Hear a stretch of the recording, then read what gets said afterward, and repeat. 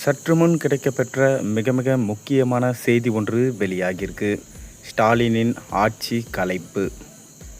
பரபரப்பு செய்திகள். 2026 சட்டமன்ற தேர்தலுக்கு அனைத்து கட்சிகளும் ரெடியாகி கொண்டிருக்காங்க. தொடர்ந்து 2026 திமுக தலைவர் ஸ்டாலின் அவர்கள் மீண்டும் ஆட்சியை கைப்பற்ற வேண்டும் என தொடர்ந்து தன்னால் முடிந்த வேலைகளை செஞ்சுட்டு வராரு. ஆனால் இந்த முறை ஆட்சியை கைப்பற்ற போவது என்பது அவ்வளவு எளிமையான காரியம் கிடையாது. காரணம், ஸ்டாலின் சொன்ன வார்த்தையை காப்பாற்றாதது.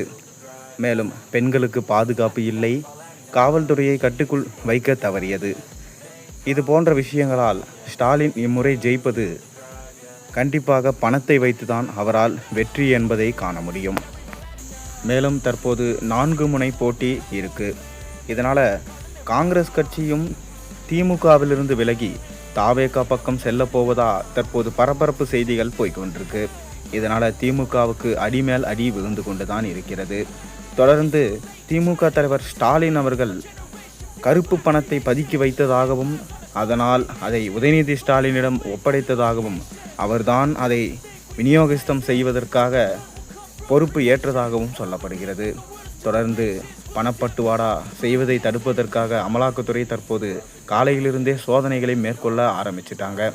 தொடர்ந்து தொழிலதிபர்கள் வீடு மற்றும் முக்கிய பிரமுகர்கள், அமைச்சர்கள், நிர்வாகிகள் போன்ற இடங்களில் சோதனை நடைபெற்று கொண்டிருக்கிறது. ஏதாவது கருப்பு பணம் சிக்கினால் கண்டிப்பாக ஸ்டாலினுக்கு ஆட்சி அதிகாரத்தில் பிரச்சனை ஏற்படும். ஒருவேளை அப்படி பிரச்சனை வந்தால் 2026 தேர்தலில் திமுக படுதோல்வி அடையும்.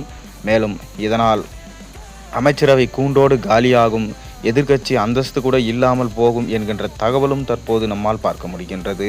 தொடர்ந்து ஒரு பக்கம் விஜய், இன்னொரு பக்கம் அதிமுக பாஜக கூட்டணி, இன்னொரு பக்கம் காங்கிரஸ் என தொடர்ந்து திமுக தலைவர் ஸ்டாலின் அவர்களுக்கு அழுத்தம் வந்து கொண்டேதான் இருக்கிறது.